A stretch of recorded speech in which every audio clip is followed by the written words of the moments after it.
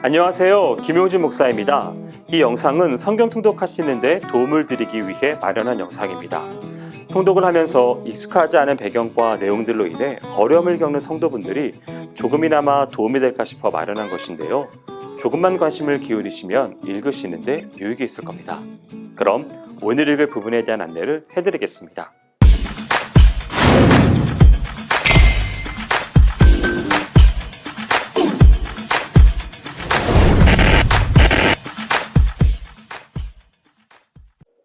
오늘 읽을 본문은 사사기 13장에서 15장까지입니다. 13장은 사사 삼손에 관한 내용으로 구성되어 있습니다. 특별히 그의 출생 배경에 대한 설명이 상세하게 기술됩니다. 사사 입다 이후 30년 동안 이스라엘의 평화가 깃들자 백성들은 또다시 구원의 하나님을 잊어버리고 죄악의 길에 빠져들었습니다. 그러자 하나님께서는 블레셋을 통하여 다시금 이스라엘을 징계하셨습니다. 하지만 그 와중에서도 하나님께서는 결코 이스라엘을 잊어버리지 않으시고 사사 삼손을 이스라엘의 구원자로 예비하셨습니다. 1절에서 14절은 이와 관련하여 하나님의 사자가 단 지파 마노아 부부에게 나타나 삼손을 잉태할 것이라고 일러주는 장면이 나옵니다. 이때 하나님의 사자는 태어날 아기가 하나님께서 특별히 구별하신 나실인이 될 것이니 성별하라고 지시합니다. 그리고 태어날 아기는 나실인의 규례를 좇아서 양육하라고 일러줍니다. 이러한 삼손의 잉태고지는 구원에 대한 소망을 불러일으킵니다. 15절에서 25절은 여호와의 사자로부터 삼손의 잉태고지를 받은 이 마노아 부부가 하나님께 번제를 드리는 장면입니다. 그리고 마침내 정한 기간이 차서 삼손이 탄생한 데 대한 기록이죠. 마노아 부부는 삼손의 잉태를 예고해준 이 여호와의 사자가 곧 하나님이신 줄을 알지 못한 채 그에게 음식을 대접하려 했으며 그의 이름을 물었습니다. 이에 여호와의 사자는 하나님께 번제를 드림이 마땅하며 자신의 이름은 기묘다라고 알려줍니다. 그리하여 마노아 부부는 분부대로 여호와께 번제를 드리는데 그때 여호와의 사자는 번제전의 불을 타고 승천합니다. 이에 비로소 마노아 부부는 여호와의 사자가 곧 하나님이셨음을 깨닫습니다. 그 후 때가 참에 삼손이 탄생하는데 그의 성장 과정에서는 하나님의 복이 함께 하였습니다. 그리고 이후 그에게 여호와의 신이 임하여 이로써 그는 큰 능력을 발휘하게 됩니다. 14장에서는 청년으로 성장한 삼손이 당시 대부분의 이스라엘 백성들과 마찬가지로 이방 여인과 통혼하고자 하는 잘못된 욕망을 따라 블레셋 여인과 결혼하는 장면이 나옵니다. 그리고 결혼잔치 중에 수수께끼가 발단이 되어져서 블레셋과 삼손 간의 접전이 벌어지게 됩니다. 1절에서 9절은 숱한 동족 여인들을 놔두고 블레셋 사람의 딸을 좋아하여 그를 아내로 맞아들이려고 하는 삼손의 모습이 나옵니다. 삼손은 나실인이며 사사였기 때문에 이스라엘에 대한 애국심이나 블레셋에 대한 증오심이 누구보다 강했습니다. 그래서 그는 먼저 블레셋 여인과 결혼함으로써 블레셋의 의욕을 피한 뒤에 그들을 격퇴할 틈을 찾고자 했습니다. 그리하여 그 여인을 취하려고 딥나로 가던 도중에 사자를 만나게 되는데 이때 여호와의 신에 크게 감동되어 맨손으로 그 사자를 찢어 죽였습니다.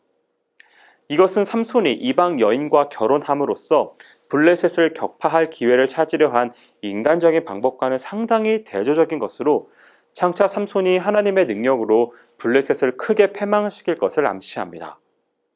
그리고 그 후 삼손은 다시 딥나로 가던 중 이전에 죽인 사자를 살펴보게 되었는데 그때 그는 사자의 몸에서 난 꿀을 취하여 먹게 되는 행운을 누립니다. 이는 누구든 하나님의 인도하심에 순응할 때 큰 기쁨을 맛볼 수 있음을 상징하는 사건입니다. 10절에서 20절은 삼손이 딥나 여인을 아내로 맞이하고서 혼인잔치를 베푸는 장면입니다. 그런데 삼손은 이 자리에서 블레셋인들에게 수수께끼를 냅니다. 그러자 이를 계기로 삼손과 블레셋 간에는 충돌이 벌어지며 이에 삼손은 최초로 블레셋을 응징합니다. 이는 곧 블레셋 사람의 손에서 이스라엘이 구원되는 첫 번째 시작으로 훗날 사무엘, 요나단, 다윗 등에 의해 이스라엘은 블레셋의 손에서 구원됩니다. 15장은 블레셋에 대한 삼손의 맹활약을 담고 있는 장면입니다. 1절에서 8절은 삼손의 장인이 그의 아내를 블레셋 사람에게 내준 것을 단순히 자신에 대한 모욕으로 생각하지 않고 이스라엘 전체에 대한 모욕으로 간주하여 블레셋 사람들을 응징하는 내용입니다. 먼저 분노한 삼손은 여후를 이용하여 블레셋인의 곡식밭과 감람원을 불사릅니다. 그러자 블레셋들은 삼손의 장인과 철을 죽임으로써 보복을 가해옵니다. 이에 극도로 분노한 삼손은 블레셋들을 크게 도륙하고 에단바위 틈으로 피신합니다. 삼손은 이방 여인과 가까이 함으로써 블레셋 사람들과 친하려고 했고 그것을 통하여 그것을 칠 기회를 얻으려고 애썼습니다. 그러나 그가 사용하는 수단은 하나님이 기뻐하시는 방법이 아니었습니다. 이와 같은 세속적인 삶을 고집한 까닭에 삼손은 그의 장인에게 속임을 당할 수밖에 없었던 것입니다.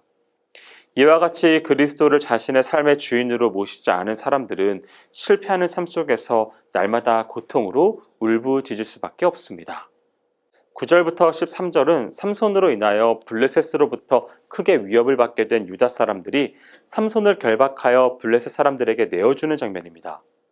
즉 앞서 삼손이 블레셋들을 크게 도륙한 데 대하여 원한을 품은 블레셋인들은 유다 사람을 상대로 하여서 전쟁을 벌이려고 했습니다. 그러나 유다인들은 전쟁을 모면하기 위하여 블레셋인들의 요구대로 삼손을 결박하여 그들에게 넘겨줍니다. 이로 보건대 당시 이스라엘 백성은 블레셋의 압제하에 있었으나 굳이 그들의 압제에서 벗어나려고 하는 노력을 크게 하지는 않았음을 알 수 있습니다. 그것은 곧 현실 도피 또는 무사안일주의 사상에서 나온 것으로 하나님의 백성으로서의 선민의식을 망각한 결과였습니다.